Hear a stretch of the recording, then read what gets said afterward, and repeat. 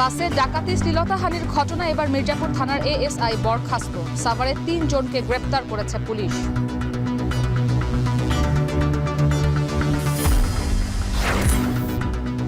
BNP একমাত্র দল, নেতাকর্মীরা অন্যায় করলে ব্যবস্থা নেয়। যশোরে তারেক রহমান, দ্রুত নির্বাচনে এই সরকারের প্রধান কাজ।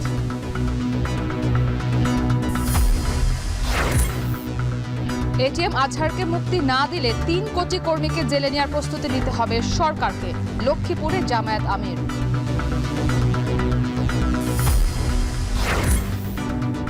এবং ঢাকার গণপরিবহনকে ঢেলে সাজাতে বড় বাধা মালিক শ্রমিক দ্বন্দ্ব, সরকারকে জোরালো পদক্ষেপ নেবার তাগিদ।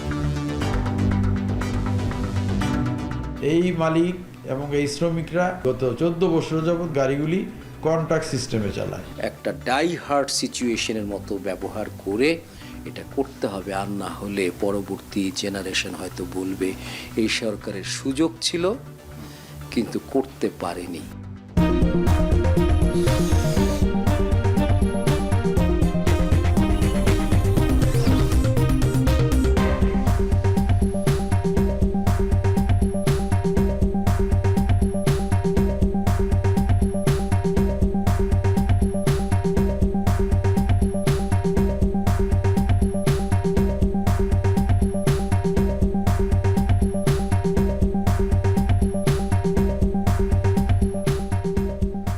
স্বাগত এখন দুপুরে। পুরো আয়োজন আপনাদের সাথে আছি আমি ইসরাত মুক্তি এবং আমি নাইম আবির।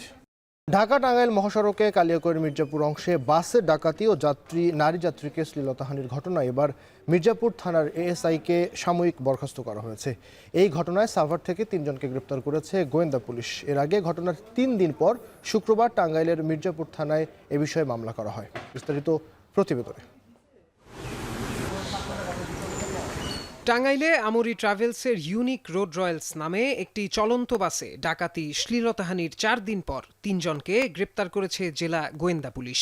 শনিবার সাভার থেকে শহীদুল ইসলাম মুহিত, সবুজ ও শরীফুজ্জামান শরীফকে গ্রেপ্তার করা হয়। তারা সবাই আন্তজেলা ডাকাত দলের সক্রিয় সদস্য। এর আগে শুক্রবার ভোরে ভুক্তভোগী ওমর আলী বাদী হয়ে মির্জাপুর থানায় একটি মামলা দায়ের করেন। মামলা সূত্র ও যাত্রীদের ভাষ্য থেকে জানা যায়, গেল সোমবার রাত 11টায় ঢাকার গাবতলী থেকে ছাড়ে বাসটি। রাত 12:35 বাসে ডাকাতি শুরু হয়। 3 ঘন্টা ধরে ডাকাতি চালায় ডাকাত দল। এ সময় বাসে থাকা নারী যাত্রীদের শ্লীলতাহানি করা হয়েছে বলেও মামলার এজাহারে উল্লেখ করা হয়। এক পর্যায়ে ডাকাতরা বাস থেকে নেমে গেলে চালক বাস ছাড়তে অস্বীকৃতি জানালে যাত্রীদের চাপের মুখে বাস ছাড়তে বাধ্য হয়। যাত্রীরা প্রথমে বাসটি নিয়ে মামলা করার জন্য টাঙ্গাইলের মির্জাপুর থানায় যান। সেখানে তখন ওসি ছিলেন না বলে তাদের ফিরিয়ে দেওয়া হয়। পরে মঙ্গলবার দুপুরে বাসটি নাটোরের বড়াইগ্রাম থানায় নেওয়া হয়। শনিবার এক প্রেস কনফারেন্সে ৩ জনকে গ্রেপ্তারের তথ্য নিশ্চিত করে টাঙ্গাইলের পুলিশ সুপার মিজানুর রহমান জানান, গ্রেপ্তার ৩ জন ডাকাতির ঘটনা স্বীকার করেছেন। এছাড়াও নারী যাত্রীদের শ্লীলতাহানির বিষয়টিও খতিয়ে দেখা হচ্ছে বলে জানান তিনি। ইতোমধ্যে এই মহাসড়ক বাস ডাকাতির ৩ জন সক্রিয় সদস্য মুহিত, সবুজ এবং শরীফুজ্জামানকে আমরা গ্রেপ্তার করতে সক্ষম হয়েছি। এই ঘটনায় তারা প্রাথমিকভাবে স্বীকার করেছে এবং এই ঘটনার সাথে আরও কয়েকজন তাদের সাথে ছিল। আমরা সেই বিষয়গুলো নিয়ে তদন্ত করছি। নারীদেরকে ধর্ষণ বা শ্লীলতাহানির এরকম একটি বিষয় এখানে এসেছে। তো আমরা এখানে নারী যাত্রীদের সাথে কথা বলেছি এবং যারা যাত্রী ছিল তাদের সাথেও কথা বলেছি। তো আমরা প্রাথমিকভাবে সেই বিষয়গুলো পর্যবেক্ষণ করছি এবং এগুলো আমাদের আন্ডার ট্রায়ালে আছে, আন্ডার ইনভেস্টিগেশনের আওতায় আছে। এদিকে এই ঘটনায় দায়িত্বে অবহেলার কারণে নাটোরের বড়াইগ্রাম থানার ওসি সিরাজুল ইসলামের পর মির্জাপুর থানার এএসআই আতিকুজ্জামানকেও সাময়িক বরখাস্ত করা হয়েছে। এখন টাঙ্গাইল। এ বিষয়ে আমরা আরও জানতে চাই। এই মুহূর্তে ঢাকা টাঙ্গাইল মহাসড়ক থেকে সরাসরি যুক্ত হয়েছেন সহকর্মী কাউসার আহমেদ। কাউসার, ঢাকা টাঙ্গাইল হাইওয়েতে যত্রতত্র বাস থামানো এবং টিকিট ছাড়া যাত্রী নিয়ে এসব ঘটনা তো খুব নিয়মিতই ঘটে। এসব ঘটনা যে বন্ধ করবার ক্ষেত্রে এই কর্মকাণ্ড নজরদারি কেমন চলছে জানাবেন, এবং একই সাথে গত কয়েকদিন আগে যে ঘটনাটি ঘটলো চলন্ত বাস ডাকাতি এবং একই সাথে নারীদের শ্লীলতাহানির যে ঘটনা, সেই ঘটনায় কি পদক্ষেপ নেওয়া হয়েছে দৃশ্যমান, এবং পরবর্তীতে এই ঘটনা রোধ করবার ক্ষেত্রে কি কি উদ্যোগ নেওয়া হয়েছে বিস্তারিত বলবেন।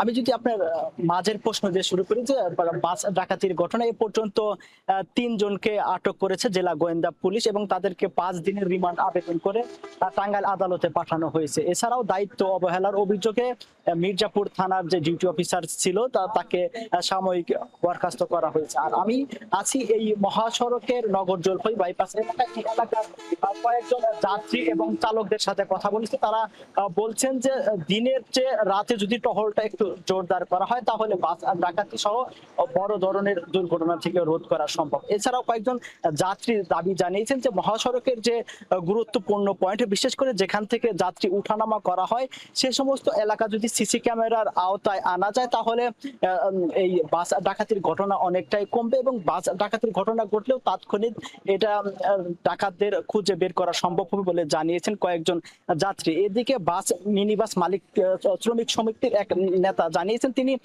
বলছেন যে ইতিপূর্বে যেভাবে জেলা পুলিশ এবং হাইওয়ে পুলিশের সদস্যরা মহাসড়কে বাসে তল্লাশি করত বা তারা যে কার্যক্রম চালাতো তা খুবই কমে গিয়েছে। তিনি বলছেন যে এই গুরুত্বপূর্ণ পয়েন্টে পুলিশ যদি টহল জোরদার করে এছাড়াও বাসে তল্লাশি চালায় তাহলে সেক্ষেত্রে অনেক ডাকাতির ঘটনা কমে যাবে। আর এদিকে হাইওয়ে পুলিশের এলেঙ্গা এবং গোরাই ফাঁড়ির যে ইনচার্জ রয়েছেন তার সাথে আমার কথা হয়েছে। এই দুজনে জানিয়েছেন যে এই মহাসড়কে দিনের বেলায় 2টি টহল টিম এবং রাতের বেলায় 4টি টহল টিম কাজ করে থাকেন। এছাড়াও কোনো যানবাহনকে যদি তাদের সন্দেহ হয় তারা কিন্তু সেই যানবাহনটিতে থামিয়ে তারা জিজ্ঞাসাবাদ করেন। এছাড়াও তারা বলছেন যে নিয়মিত যে ডিউটি তারা সেটি করে যাচ্ছেন। এছাড়াও তারা বলছেন যে এই বাস ডাকাতের ঘটনা বা যানবাহনে ডাকাতের ঘটনায় কিন্তু তারা বলছেন যে আবারও তারা রাতের মধ্যে তারা টহল টিম বাড়িয়ে দিবেন। এছাড়াও বাসের তল্লাশি এবং চেক পোস্ট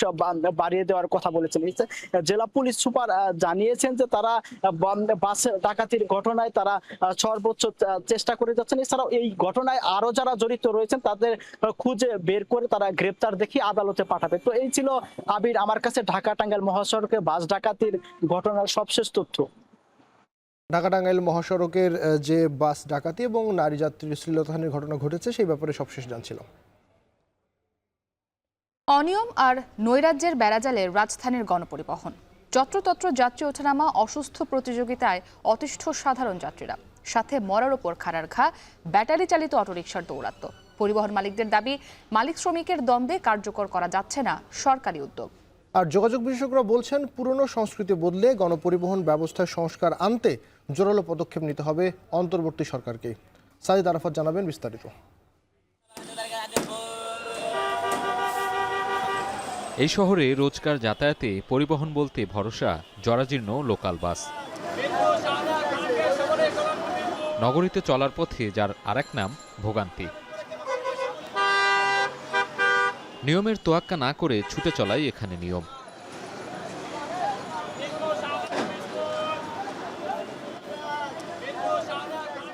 রাস্তার মোড়ে গাড়ি থামানো নিষেধ সত্ত্বেও বিভিন্ন কোম্পানির বাস যানজট সৃষ্টি করে যাত্রী তোলায় ব্যস্ত।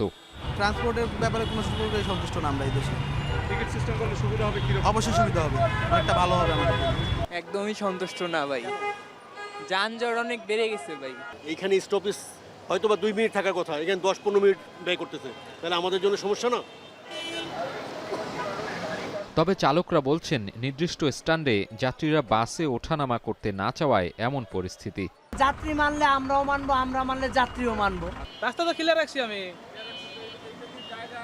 দেখেন আরো তো গাড়ি আসে। আমাদের তো একটা স্ট্যান্ড দরকার গাড়ি রাখার মতো, সেটা তো কোনো ভাবই পাইতেছি না।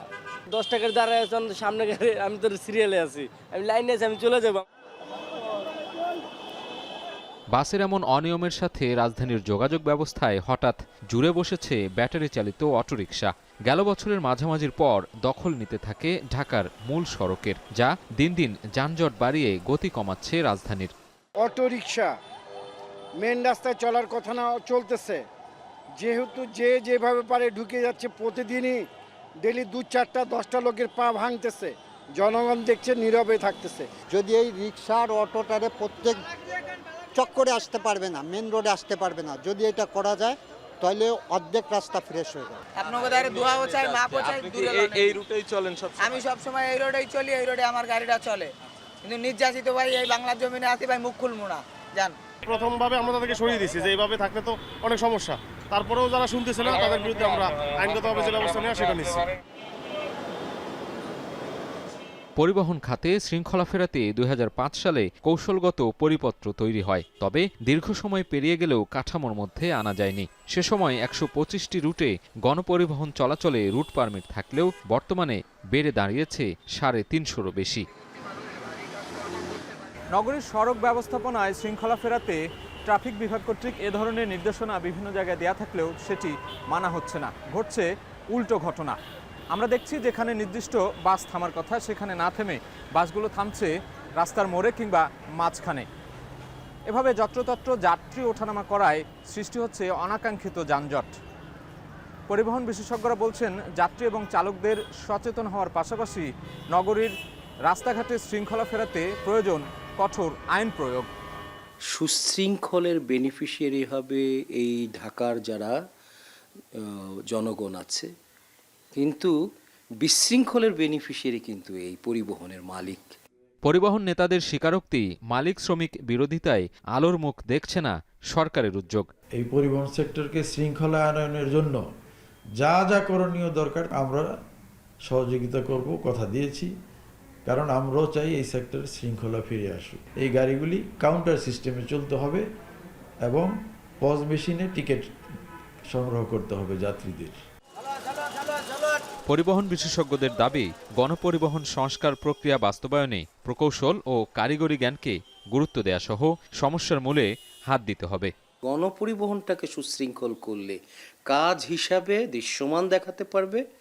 ঢাকা শহরের যানজটটা দূর হওয়ার ক্ষেত্রে বিরাট ভূমিকা থাকবে এবং এটার সাথে সংশ্লিষ্ট যেহেতু আম জনতা, তারা কিন্তু লাইক করবে। এই সুযোগটা আমার মনে হয় একটা ডাই হার্ড সিচুয়েশনের মতো ব্যবহার করে এটা করতে হবে। ঢাকার বাস কবে নির্ধারিত রুট ধরে চলাচল করবে, আর কবেই বা ব্যাটারি চালিত রিকশা নিয়ন্ত্রণ আনা যাবে? এমন প্রশ্ন যখন নগরবাসীর মনে, তখন সরকারি সংস্থা ঢাকা পরিবহন সমন্বয় কর্তৃপক্ষ কি ভাবছে? আমরা চেষ্টা করছি এবং সেটার ফলাফল আসবে, কিন্তু তাই বলে এই যে মানে দৃশ্যমান উন্নতি আমরা এই মুহূর্তেই পাচ্ছি না। 2 সিটি কর্পোরেশন, লোকাল গভর্নমেন্ট, তারা আসলে নীতিমালা, খসড়া নীতিমালা প্রণয়নের কাজ শুরু করেছে এবং একটা বুয়েটকে দিয়ে একটা স্পেসিফিকেশনে তৈরি করার চেষ্টা করা হচ্ছে। গণপরিবহন ব্যবস্থাপনায় সমস্যা সমাধানে দীর্ঘসূত্রতা কাটিয়ে ধীরে ধীরে বাস মালিক পক্ষকে নিয়মের আওতায় আনার উদ্যোগ দেখার অপেক্ষায় নগরবাসী। সাজিদ আরাফাত, এখন, ঢাকা। বিএনপি একমাত্র দল যারা নিজ দলের কর্মীদের অন্যায়কে প্রশ্রয় দেয় না। দলীয় সিদ্ধান্ত অনুযায়ী কর্মীদের বিরুদ্ধে ব্যবস্থা নেওয়া হবে বলে জানিয়েছেন বিএনপির ভারপ্রাপ্ত চেয়ারম্যান তারেক রহমান। যশোর জেলা বিএনপির কাউন্সিলে ভার্চুয়ালি অংশ নিয়ে তিনি বলেন, দেশের ভেঙে পড়া কাঠামোকে ঠিক করাই প্রথম অগ্রাধিকার বিএনপির। 16 বছর পর যশোর জেলা বিএনপির সম্মেলন অনুষ্ঠিত হয়। এতে অংশ নিয়ে তারেক রহমান বলেন, বিএনপি প্রথম রাষ্ট্র কাঠামো মেরামতে সংস্কার প্রস্তাবনা দিয়েছে। দলের 31 দফা জনগণের দোরগোড়ায় পৌঁছে দিতে হবে। এছাড়া অন্তর্বর্তী সরকারকে দ্রুত সুষ্ঠুভাবে জাতীয় নির্বাচন আয়োজনের দাবি জানান তিনি। সবার আগে দেশ ও দেশের জনগণই বিএনপির কাছে অগ্রাধিকার পাবে বলেও মন্তব্য করেন তারেক রহমান। যখন মানুষকে, আমাদের শত শত নেতাকর্মীকে গুম খুন করার মাধ্যমে ক্ষমতা ধরে রেখেছিল, যখন দেশের লক্ষ লক্ষ মানুষের উপর অত্যাচার নির্যাতন চালিয়ে মানুষের ভোটের অধিকারকে হরণ করে ক্ষমতা দখল করে রেখেছিল, তখন তার সেই রক্তচক্ষুকে উপেক্ষা করে বাংলাদেশ জাতীয়তাবাদী দল দেশের মানুষের সামনে 31 দফা উপস্থাপন করেছে। বিএনপির মূল লক্ষ্য এবং উদ্দেশ্যই হচ্ছে জনগণ এবং বাংলাদেশ। স্বৈরশাসকের বিরুদ্ধে যারা সোচ্চার ছিলেন তাদের যেন আমরা ভুলে না যাই। জাতীয় প্রেস ক্লাবে সাংবাদিক মাহফুজুল্লাহর মরণোত্তর 21 পদক প্রাপ্তি উপলক্ষে আলোচনা সভায় কথা বলেন বিএনপির মহাসচিব মির্জা ফখরুল ইসলাম আলমগীর। তিনি বলেন, ফ্যাসিবাদের বিরুদ্ধে গত বছরগুলো রাজনৈতিক দলগুলো লড়াই সংগ্রাম করেছে এবং সবশেষ ছাত্র জনতার আন্দোলনে ফ্যাসিবাদের পতন হয়েছে। এ সময় প্রেস সচিব শফিকুল আলম বলেন, সাংবাদিকতায় মাহফুজুল্লাহ তরুণ প্রজন্মের জন্য অনুপ্রেরণার নাম।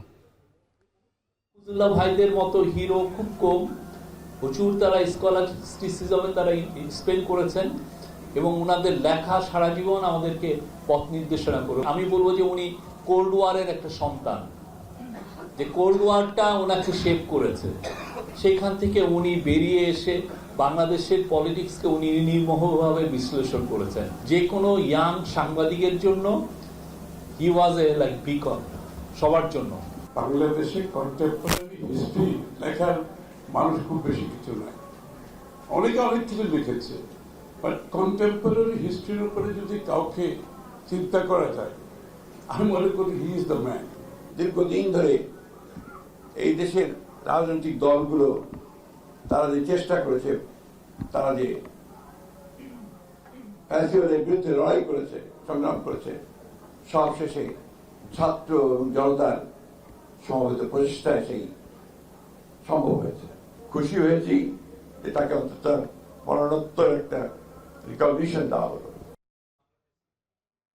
এটিএম আজহারুল ইসলামকে মুক্তি না দিলে সরকারকে ৩ কোটি নেতাকর্মীকে জেলে নেওয়ার প্রস্তুতি নিতে হবে বলে হুঁশিয়ারি দিয়েছেন জামায়াতের আমির। লক্ষ্মীপুরে দীর্ঘ ২৮ বছর পর জামায়াতের গণজমায়েতে আরও বলেন, ফ্যাসিবাদকে ৬ মাস আগে তাড়ানো হলেও এটিএম আজহার এখনও ফ্যাসিবাদের বোঝা বহন করছেন। এ বিষয়ে ক্ষোভ প্রকাশ করে বলেন, স্বেচ্ছায় ২৫ ফেব্রুয়ারি আইনশৃঙ্খলা বাহিনীর কাছে ধরা দেবেন তিনি। নাসিম শুভর তথ্য ও ছবিতে বিস্তারিত।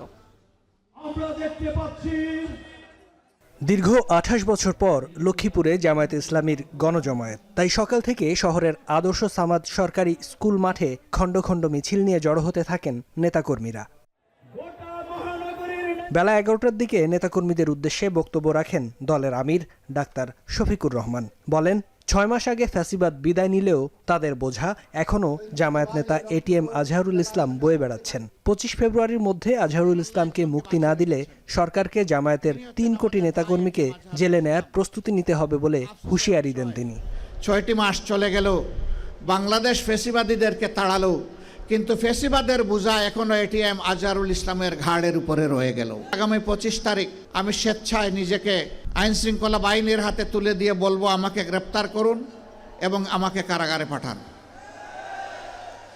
যেদিন আজহারুল ইসলামের মুক্তি হবে তার পরের দিন আমার মুক্তিটা দিয়েন। যদি মুক্তি না দেন, বাংলাদেশ জামাতে ইসলামীকে সরাসরিভাবে আককরি করতে এই দেশের ৩ কোটি প্রাপ্তবয়স্ক মানুষ সমর্থন করে এই ৩ কোটি মানুষকে জেলে নেওয়ার জন্য প্রস্তুত হয়ে যান। ২৪-এর গণ অভ্যুত্থানের পর মানুষ আশা করেছিল সকল দুঃশাসন ও দুর্নীতির অবসান হবে উল্লেখ করে তিনি বলেন, রাজনীতিবিদদের জীবন এমন হওয়া উচিত যেন ক্ষমতা চলে গেলে পালিয়ে দেশ ছাড়তে না হয়।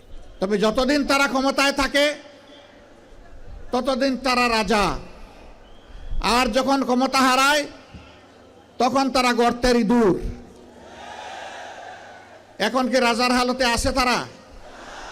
এমন জীবনের প্রতি ধিক্কার, যেই জীবনে বাতাস পরিবর্তন হলে মানুষকে ইঁদুর বনে যেতে হয়।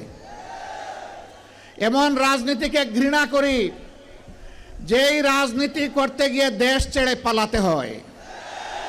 সবশেষ ১৯৯৬ সালে লক্ষ্মীপুরে জামায়াতে ইসলামীর তৎকালীন আমিরের উপস্থিতিতে সমাবেশ অনুষ্ঠিত হয়। প্রায় ২.৫ যুগ পর জেলায় এ গণজমায়েতে শরিক হন লাখো নেতাকর্মী। আল্লাহ আমাদেরকে যে নিয়ামত এবং রিজিক দিয়েছেন, আমরা ভাগ বাটোয়ারা করে খাবো। এখন লক্ষ্মীপুর। উত্তাপ কমাতে চলতি অর্থবছরে রাজধানী জুড়ে ২ লাখ গাছ লাগানোর উদ্যোগ নেয় ঢাকা উত্তর সিটি কর্পোরেশন, যার পরিচর্যায় নিয়োগ দেয়া হয় ৪৭ মালি। কিন্তু ৭ মাস না পেরোতেই ঢাকার রাস্তায় খুঁজে পাওয়া যাচ্ছে না সেসব গাছ।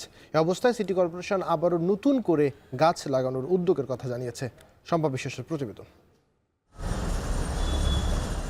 পরিচর্যার অভাবে ফুলকুড়ি ঝরে পড়েছে আগেই। এখন প্রতিদিন ট্রাকের ধাক্কায় গাছগুলোর মাথা ভাঙতে ভাঙতে শুধু মৃত্যুর অপেক্ষা। ইতোমধ্যে তেজগাঁওয়ের আনিসুল হক সড়কে লাগানো প্রায় লাখখানেক গাছের সংখ্যা নেমে এসেছে ২ অঙ্কের ক্ষুদ্রতম সংখ্যায়। উত্তাপ কমাতে ২০২৪-২৫ অর্থ বছরে রাজধানী জুড়ে ২ লাখ গাছ লাগানোর উদ্যোগ নেয় ঢাকা উত্তর সিটি কর্পোরেশন।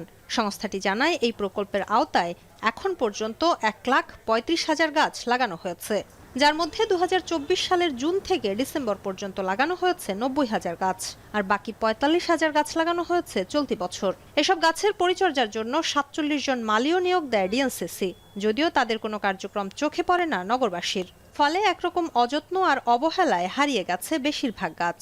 দিন দিন আমাদের টেম্পারেচার বাড়ছে, সো তো সেই ক্ষেত্রে মানে গাছ লাগানোটা অনেক বড় একটা ভূমিকা রাখে। বিভিন্ন মিডিয়াকে নিয়ে এসে গাছ লাগানো হচ্ছে, উদ্বোধন করা হচ্ছে, বাট নেক্সট যে পরিকল্পনা এগুলোকে বাঁচিয়ে রাখার কোনো পরিকল্পনা মনে হয় না সিটি কর্পোরেশনের কখনো ছিল বা কখনো আছে। তারা গাছ লাগায় চলে যায়, শেষ, তাদের কাজ শেষ। But they should come back and see what's going on. প্রত্যেকে যার যার জায়গা থেকে আমাদের সচেতন হওয়া উচিত, গাছের পরিচর্যা করা উচিত। যারা এটার দায়িত্বে আছে তাদেরই উচিত যথাযথ পদক্ষেপগুলো নেওয়া।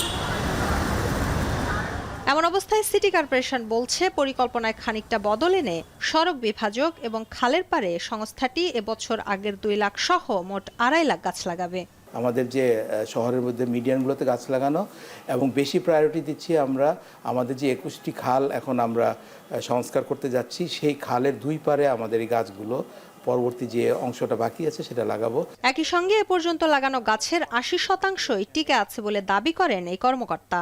আমি যতদূর জানি যে আমাদের 20% গাছ নষ্ট হয়ে গেছে, কিন্তু 80% গাছ টিকেছে।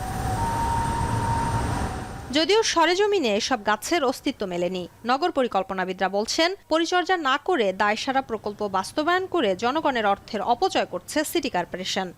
যেন তেনভাবে যে কোনো জায়গায় যখন গাছ লাগানো হয় এই গাছগুলো পরবর্তীতে টিকে না। আরেকটা বিষয় হচ্ছে যে প্রকল্প নির্ভর এই যে গাছগুলো লাগায় তারা সংখ্যার দিকে যতটা মানে যত্নশীল থাকে, সেটাকে কিভাবে সাস্টেইন করা যায় তার দিকে ততটা যত্নশীল থাকে না। ঢাকা শহরে এভাবে চলতে থাকলে অর্থের অপচয় তো চলছে, জনগণের অর্থ অপচয় চলছে, এটা চলবে, কিন্তু আমরা বেনিফিটটা পাবো না। রাজধানীর তাপমাত্রা কমাতে ডিএনসিসি এলাকার মিরপুর, মহাখালী, বনানী, গুলশান সহ বিভিন্ন গুরুত্বপূর্ণ সড়কে গাছ লাগানো হয়, কিন্তু 7 মাস না পেরোতেই ঢাকার রাস্তা থেকে হারিয়ে গিয়েছে সেসব গাছ। এমন অবস্থায় নগরের জীববৈচিত্র্য এবং প্রাণ প্রকৃতি রক্ষায় সিটি কর্পোরেশনকে সুষ্ঠু নীতিমালা তৈরির তাগিদ দিয়েছেন নগর পরিকল্পনাবিদরা। শম্পা বিশ্বাস, এখন, ঢাকা। গেল বছর আগস্টে স্মরণকালের ভয়াবহ বন্যায় ফেনীতে মাথা গোঁজার ঠাঁই হারায় প্রায় 8,000 পরিবার, যাদের মানবেতর দিন কাটছিল অন্যের দ্বারে ঘুরে। এমন 85 পরিবারের মাঝে দোতলা ঘর হস্তান্তর করেছে নৌবাহিনী। বিশেষায়িত দোতলা এইসব ঘরে বন্যা হলে উপরে থাকার ব্যবস্থা রয়েছে। বাকিটা জানাবেন হোসেন জিয়াদ। 2024 সালের আগস্টে স্মরণকালের ভয়াবহ বন্যায় তলিয়ে যায় কুমিল্লা, ফেনী ও চট্টগ্রাম। পানিবন্দী হয়ে পড়ে লাখ লাখ মানুষ। বন্যায় ডুবে যায় ঘরবাড়ি, ফসলের মাঠ, ভেসে যায় পশু পাখি, কোটি কোটি টাকার মাছ। শুধুমাত্র ফেনীতেই ঘর হারিয়ে নিঃস্ব হন 1800 পরিবার। আংশিক ক্ষতিগ্রস্ত হয় আরও 6500 ঘর। সে ভয়াবহ বন্যায় ক্ষতিগ্রস্তদের একজন রহিমা খাতুন। পেশায় পরিবহন চালক স্বামী দুর্ঘটনায় আহত হয়ে বেকার। মাথা গোঁজার ঠাঁই হারিয়ে গত 6 মাস থেকেছেন অন্যের ঘরে।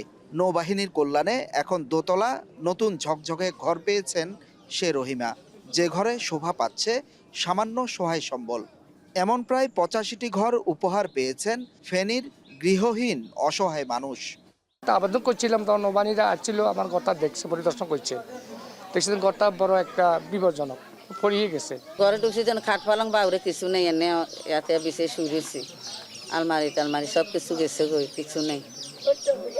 যথেষ্ট আলহামদুলিল্লাহ, এখন তো মনে করেন কদুর মাথা গুঞ্জাবার ঠাঁই লইছে। তারপরে বন্যা ক্ষতিগ্রস্ত হয়েছে হিসাবে বাংলাদেশ নৌবাহিনীর থেকে একটা ঘর পাইলে আমরা অনেক খুশি। নৌবাহিনীর কর্মকর্তারা জানান এসব ঘর দোতলা ও বিশেষায়িত। ভবিষ্যতে বন্যা হলে উপরে উঠে থাকা যাবে এমন ব্যবস্থা রাখা হয়েছে। গৃহ নির্মাণ কাজে অন্যান্য সংস্থা ও স্বেচ্ছাসেবী সংগঠনকেও এগিয়ে আসার আহ্বান জানান নৌবাহিনীর কর্মকর্তারা। বন্যায় ক্ষতিগ্রস্ত, অত্যন্ত দুর্দশাগ্রস্ত পরিবারের মাথা গোঁজার জন্য একটি মানসম্মত নতুন কাঠের বাড়ি নির্মাণ করে দেওয়ার মাধ্যমে ফেনী সদর ও ফুলগাজী উপজেলার মানুষের পাশে দাঁড়ানোর উদ্যোগ গ্রহণ করেন। আমাদের এই উদ্যোগ অনুসরণ করে বিভিন্ন সংস্থা, বিভিন্ন প্রতিষ্ঠান ও বিত্তমান ব্যক্তিবর্গ আরও উদ্যোগী হয়ে আপনাদের সাহায্যে এগিয়ে আসবেন। যে আপনাদের এই কাজটি ভবিষ্যতে আরও এগুলো মানে চলতে থাকবে, মানবতার কল্যাণে আপনারা কাজ করবেন এবং আপনাদের দেখা দেখি আরও যে সংগঠনগুলো আছেন তারা এখানে সকল ধরনের প্রতিষ্ঠানই এখানে কাজ করেছে। জেলা ত্রাণ ও দুর্যোগ অফিসের হিসাবে বন্যায় শুধুমাত্র ফেনীতেই মৎস্য, কৃষি, অবকাঠামো খাতে ক্ষয়ক্ষতি হয়েছে প্রায় 2500 কোটি টাকা। এই অঞ্চলে সরকারের পরিকল্পিত সহযোগিতা চান স্থানীয়রা। প্রতিদিন ওনারা সকালে আসতো, বিকেলে আসতো, আসি দেখে শুনে ওই ঘরগুলা খুব সুন্দর মানের নির্মাণ করেছে। আমরা এই মাথিয়ারাবাসী খুবই খুশি। কৃষি মৎস্য যেটা বলছেন, মানে কিছু লোন দিতে পারে যারা ক্ষতিগ্রস্ত হয়েছে তাদেরকে, অথবা সরকার যে সমস্ত পরিকল্পনা গ্রহণ করে ওই পরিকল্পনাগুলো গ্রহণ করলে আমাদের এলাকার খুবই উপকার হবে। 2024 সালে দেশের 11 জেলায় বন্যায় পানিবন্দী হয়ে পড়ে 8,54,000 পরিবার। ক্ষতিগ্রস্ত হয় 54 লাখ মানুষ আর মারা যায় 59 জন। হোসাইন জিয়াদ, এখন, ফেনী। জুলাই বিপ্লবের পর জাতীয় রাজস্ব বোর্ড এনবিআর এর সংস্কার সবচেয়ে জরুরি বলে মনে করেন বাণিজ্য উপদেষ্টা শেখ বশিরউদ্দিন। দুপুরে রাজধানীতে জাকাত ফেয়ার উদ্বোধনের সময় কথা বলেন তিনি। দেশের আয়কর পদ্ধতি এবং ব্যবসায়ীদের নৈতিকতা সংস্কারের তাগিদ দেন বাণিজ্য উপদেষ্টা। নৈতিক অবক্ষয় আমাদের ঘটেছে, আমরা সম্পূর্ণভাবে ডিনাইলের মধ্যে বাস করছি। আমরা একেবারেই কারণ আমাদের নেতৃত্ব যারা দান করেন তারা এমনভাবে ভোগে নিমজ্জিত আছেন যে অপরিসীম ভোগ, তাদের কোনো রকমে ঘুম ভাঙছে না। সেই পরিমাণই ট্যাক্স দিয়েছেন, জাকাতে দূরের কথা। মানুষের নৈতিকতার বিহীন যখন ভাবে আমরা তৈরি হই, আমরা যখন আস্তে আস্তে যাই, তখন না ট্যাক্সের দায় বোধ করি, না জাকাতের দায় বোধ করি, না ধর্মীয় যে দায় আমাদের, না আমরা সেটা বোধ করি। এই সমাজটা আমরা অবশ্যই চাই না, আমরা একটা সুষম সমাজ চাই। ছুটির দিনে শিশু প্রহরে ভিড় জমিয়েছে ক্ষুদে পাঠক। অভিভাবকদের পাশাপাশি স্কুল শিক্ষার্থীদের নিয়ে এসেছেন শিক্ষকরাও। তবে সিসিমপুরের আয়োজন না থাকায় কিছুটা মন খারাপ শিশুদের। বিক্রেতারা বলছেন বেচাকেনায় শিশু প্রহর জমে উঠেছে বেশ। আরো জানাবেন মেহরিন আনি। আমার একজন শিয়াল বন্ধু লাগবে। ছুটির দিন মানেই বইমেলায় কচি কাচাদের প্রাণোচ্ছল উপস্থিতি। সকালে মেলার গেট খুলতেই তাই শিশুদের পদচারণায় মুখর হয়ে ওঠে বইমেলার শিশু প্রহর। বাবার সাথে সায়েন্স ফিকশন বই দেখতে মেলায় এসেছে ক্লাস 1 পড়ুয়া সারাফ। নতুন নতুন বইয়ের প্রতি আগ্রহের ছাপ তার চোখে মুখে। আমার বই পড়তে ভালো লাগে, আমি বিজ্ঞান বই পড়ি, ভিতর বই, আরো অনেক কিছু। বই পড়ার আসলে অভ্যাস না থাকলে তো বাচ্চাদের জ্ঞানের বিকাশ ঘটবে না, এই জন্য এদেরকে আসলে নিয়ে আসার এবং উৎসাহ দেওয়া। সারাফের মতো বাবা মার হাত ধরে বইমেলায় এসেছে অনেকেই। তবে এবার সিসিমপুরের আয়োজন না থাকায় হতাশ শিশু ও অভিভাবকরা। আমি টুকটুকিকে খুঁজতে এসেছি, আমি টুকটুকিতেও খুঁজতে পাচ্ছি না, এই জন্য আমার খুব মন খারাপ। প্রতি বছর আমি হালুমকে দেখতে আসি, কিন্তু এবছর হালুমকে না দেখতে পেয়ে আমি অনেক মন খারাপ। এই পরের বার হয়তো থাকবে, এইবার একটু করে মন খারাপ হয়েছে। বাচ্চারা আসলে একটু হতাশ। সকাল থেকে খুব ওরা প্রস্তুতি ছিল যে সিসিমপুর দেখবে। এবছর তো সিসিমপুর অ্যাবসেন্ট, আমাদের এখান থেকে বাচ্চাদেরও মন খারাপ, তারা ঘোরাফেরা করতে পারছে না। শুধু ক্ষুদে পাঠক নয়, পাশাপাশি অনেক ক্ষুদে লেখকের বই প্রকাশ পেয়েছে মেলায়। এমনই একজন আহসানুল বাশার জানালো তার গল্পকার হয়ে ওঠার গল্প। ইন্সপিরেশন এসেছে দাদা এবং বাবার লেখালেখি থেকে। তারা দুজনই অনেক লেখালেখি করে, তাদেরকে দেখে আমারও অনেক লেখার ইচ্ছা হয়েছিল। শুনতে পড়ার অভ্যাসটাও ডেভেলপ করেছে এবং সে প্রথম সেন্ট মার্টিন দ্বীপ ভ্রমণ করার একটা ছোট গল্প লিখেছিল। বইমেলার শেষের দিকে অনেক স্কুল থেকে বাচ্চাদের নিয়ে এসেছে শিক্ষকরা। বইয়ের সাথে পরিচয় করাতে বিভিন্ন স্টলে বিশেষ চাহিদা সম্পন্ন বাচ্চাদেরও নিয়ে আসতে দেখা যায় অনেক প্রতিষ্ঠানকে। স্টল মালিকরা বলছে সিসিমপুরের আয়োজন না থাকায় গ্রাহক কমলেও বই বিক্রি ভালো। যাদের ব্রেনটা অ্যাকচুয়ালি ওয়ার্ক করছে, আমি বুঝেছি হ্যাঁ ওদেরকে নিলে কাজ হবে, আর যে বাবা মারা উইলিংলি ছেড়েছে বিশ্বাস করে, আমি তাদেরকে নিয়ে এসেছি। সিসিমপুর এইবার না থাকা স্টল মালিক যারা আছে তাদের জন্য একটু সেলটা একটু বিগত বছরের তুলনায় এবার কম আছে। যথেষ্ট বই কিনতেছে, তারা পড়ছে এবং কিনতেছে, নিচ্ছে। সিসিমপুরের যে আমরা একটা অনুষ্ঠান দেখতাম প্রোগ্রামটা, সেটা এবছর হচ্ছে না, তো অনেক বাচ্চারা দেখা যায় যে ওইটার জন্য তারা আগ্রহী হয়ে আসতো। বইমেলার শিশু প্রহরকে আগামীতে আরো বড় পরিসরে করার দাবি অভিভাবকদের। মেহেরিন অ্যানি, এখন, ঢাকা। যুদ্ধবিরতি চুক্তি অনুযায়ী শনিবার 6 ইসরায়েলি জিম্মিকে মুক্তি দিতে যাচ্ছে হামাস। বিনিময়ে ইসরায়েল মুক্তি দেবে 602 ফিলিস্তিনি কারাবন্দীকে। যুদ্ধবিরতির পর ষষ্ঠ দফায় বন্দি বিনিময় করছে দুপক্ষ। এর আগে বৃহস্পতিবার পরিচয়হীন এক ব্যক্তির মরদেহ হস্তান্তরের অভিযোগ ওঠে হামাসের বিরুদ্ধে, যার মূল্য পরিশোধ করতে হবে বলে হুমকি দেন ইসরায়েলি প্রধানমন্ত্রী বেনিয়ামিন নেতানিয়াহু। তবে শুক্রবার নির্ধারিত জিম্মির মরদেহ হস্তান্তরের পর অনিচ্ছাকৃত ভুলের কথা স্বীকার করে হামাস। এদিকে গাজা পুনর্গঠন প্রক্রিয়ার বিষয়ে শুক্রবার সৌদি আরবে বৈঠক করেছে 7টি আরব ও উপসাগরীয় দেশ। বৈঠক শেষে সৌদি বার্তা সংস্থা SPA জানায়, ফিলিস্তিনের সমর্থন ও উপত্যকা পুনর্গঠন প্রক্রিয়ার বিষয়ে অংশগ্রহণকারী দেশগুলো পরামর্শ প্রদান করেছে।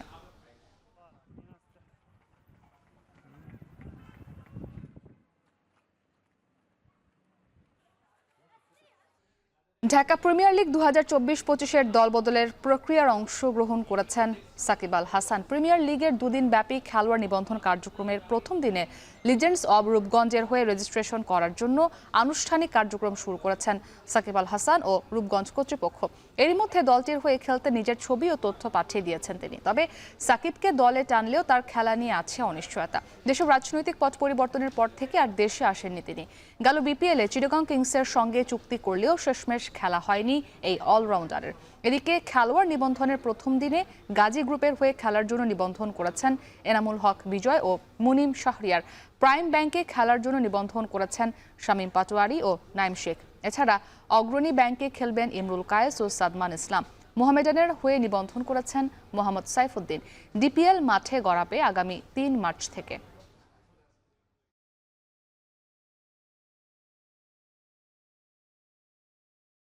চ্যাম্পিয়ন্স ট্রফিতে গ্রুপ পর্বের বাকি 2 ম্যাচ খেলতে দুবাই থেকে পাকিস্তানে পৌঁছেছে বাংলাদেশ। শুক্রবার দিবাগত রাতে দেশটির রাজধানী ইসলামাবাদে পৌঁছায় শান্তরা। সন্ধ্যায় অনুশীলনের কথা রয়েছে তাদের। সোমবার গ্রুপ পর্বের নিজেদের দ্বিতীয় ম্যাচ খেলবে টাইগাররা। প্রতিপক্ষ নিউজিল্যান্ড। সেই ম্যাচে কিউইদের বিপক্ষে জয় পেলে আসরে টিকে থাকার সম্ভাবনা জাগবে বাংলাদেশের। 27 ফেব্রুয়ারি স্বাগতিক পাকিস্তানের বিপক্ষে ম্যাচ টাইগারদের। নিউজিল্যান্ড আর পাকিস্তানের বিপক্ষে বাংলাদেশ ম্যাচ খেলবে রাওয়ালপিন্ডি ক্রিকেট স্টেডিয়ামে।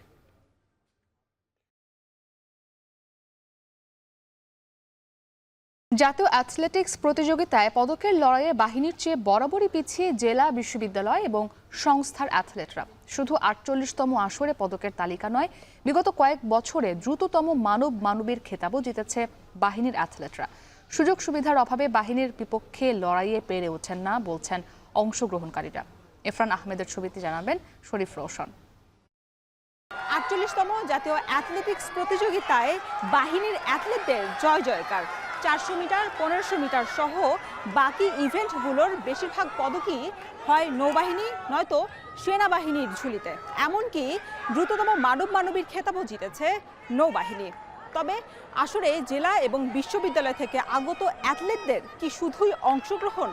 এর উত্তরই খুঁজব এই প্রতিবেদনে। মাদার অফ স্পোর্টস বলা হয় অ্যাথলেটিক্সকে। প্রতি বছরই জাতীয় অ্যাথলেটিক্স প্রতিযোগিতায় দেশের ফেডারেশনের সঙ্গে দেশব্যাপী প্রতিযোগীদের অংশগ্রহণ যোগ করে ভিন্ন মাত্রা। তবে আসরে অংশগ্রহণ করলেও বাহিনীর বিপক্ষে লড়াই করে প্রতিবারই পদক ছাড়া ঘরে ফেরার গল্প আছে অনেক। গোপালগঞ্জের মেয়ে ইকমা খুলনার হয়ে সদ্য শেষ হওয়া আসরে 4টির বেশি ইভেন্ট খেললেও একটিও স্বর্ণপদক পাননি। তার মতো এমন অনেক হতাশার গল্প আছে জেলা এবং সংস্থা থেকে আগত অ্যাথলেটদের। এর কারণ হিসেবে সুযোগ সুবিধার অপ্রতুলতাকেই দুষছেন এই অ্যাথলেটরা। আশা করে যেহেতু আর্মি নৌবাহিনীতে পিছিয়ে পড়ি, টার্পে করতাম আর ভালো উন্নত মানের আমরা গরিব মানুষ, কত টাকা পয়সা নাই, যদি সেভাবে টাকা পয়সা দিয়ে খাওয়া দায় করতো তাহলে আমরা হয়তো এদের সাথে পেরে উঠতাম। জেলা থেকে অল্প কিছু দিলেও অল্প কিছু দেয়, আর মনে করেন যে ওইভাবে কোনো সুযোগ সুবিধা আমরা পাই না। আসরে স্বর্ণ, রূপা এবং ব্রোঞ্জ পদকের দিক দিয়ে এগিয়ে নৌবাহিনী, দ্বিতীয় অবস্থানে সেনাবাহিনী আর তৃতীয় অবস্থানে রয়েছে দেশের ক্রীড়া শিক্ষা প্রতিষ্ঠান বিকেএসপি। এমনকি গেল 6 বছর দেশের দ্রুততম মানবীর খেতাবও এই দুই বাহিনীর ঝুলিতেই আছে। পদকের দৌড়ে বাহিনীর অ্যাথলেটদের এগিয়ে থাকার কারণ জানালেন নৌবাহিনীর কোচ। প্লেয়ার বাছাই করে আমরা নৌবাহিনী এবং সেনাবাহিনী তারা নিয়ে আসে প্লেয়ারদেরকে এবং ট্রেনিং করে ওরা ভালো করে। নৌবাহিনীতে যখন থাকি তখন আমাদের আর্মি স্টেডিয়াম বা বঙ্গবন্ধু স্টেডিয়ামে পারমিশন নিয়ে তারপর আমরা প্র্যাকটিস করি। এমন পরিস্থিতি থেকে উত্তরণের পথও খুঁজছেন আয়োজক এবং ফেডারেশন কর্তারা। প্রশিক্ষণ ক্যাম্পে ওই সমস্ত অ্যাথলিটগুলিকে সংগ্রহ করে আমরা ট্রেনিংয়ের মাধ্যমে দেশে এবং বিদেশে যাতে ভালো রেজাল্ট করতে পারে সেই ব্যবস্থা আমরা করার চিন্তা ভাবনা করতেছি। সুযোগ সুবিধার অভাবে দেশের বাহিনীর বাইরে অ্যাথলেটরা পিছিয়ে পড়ায় বিশ্ব দরবারে অর্জনের খাতায় হতাশার চিত্রই বেশি ফুটে ওঠে বাংলাদেশের। শরীফ রওশন, এখন, ঢাকা। শেষ করছি এখন দুপুর। তার আগে শিরোনামগুলো আরও একবার। বাসে ডাকাতি শ্লীলতাহানির ঘটনা, এবার মির্জাপুর থানার এএসআই বরখাস্ত। সাভারে 3 জনকে গ্রেপ্তার করেছে পুলিশ।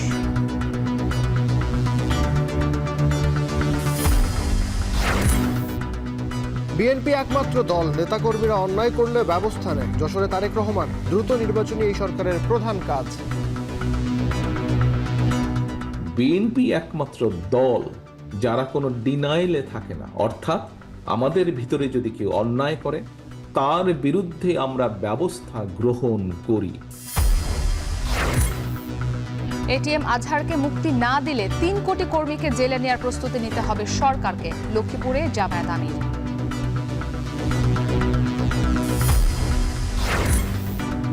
এবং ঢাকার গণপরিবহনকে ঢেলে সাজাতে বড় বাধা মালিক শ্রমিক দ্বন্দ্ব, সরকারকে জোরালো পদক্ষেপ নেবার তাগিদ। এই মালিক এবং এই শ্রমিকরা গত 14 বছর যাবৎ গাড়িগুলি কন্ট্রাক্ট সিস্টেমে চালায়। একটা ডাই হার্ড সিচুয়েশনের মতো ব্যবহার করে এটা করতে হবে, আর না হলে পরবর্তী জেনারেশন হয়তো বলবে এই সরকারের সুযোগ ছিল কিন্তু করতে পারেনি। এই ছিল এখন দুপুরের আয়োজনে। এখন টেলিভিশন ওয়েবসাইটে দেখতে ভিজিট করুন এখন.tv। এছাড়াও ফেসবুকে দেখুন facebook.com/tv.এখন, আর ইউটিউবে দেখুন youtube.com/c/echontv।